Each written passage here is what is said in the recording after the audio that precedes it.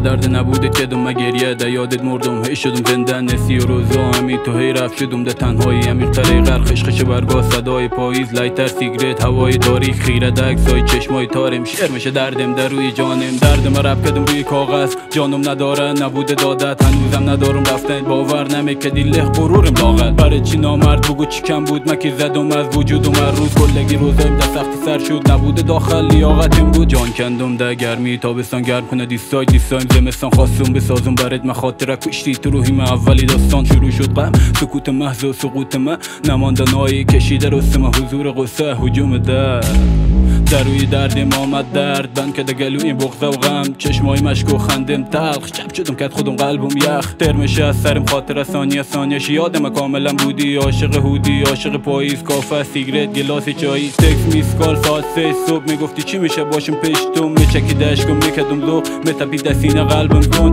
ممانی یادم نمیری از سر مرچق زر برد قلبی بد زدی هنوزم هموی برم تو فرق داری مرهم زخم و همدم قلبمی نمیره یادم و چشمای سیاهت گرمای تنت و خنده ی لبایت فکر ما پیش توی تک تک دقایق همدم شبای سرد مرهم و دوای ده تا هنوزم یادم است تاثیر خندایت نمیره نزیاد مرا در مته میریزن اشکایت عاشق نقصایت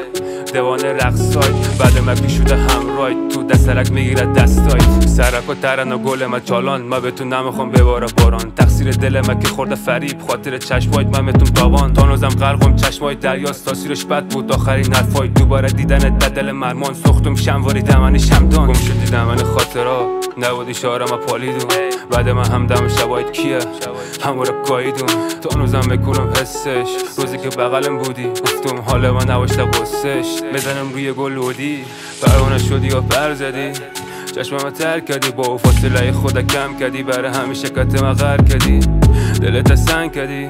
دل ما تنگ کردی با خندای تو ما رو مست کردی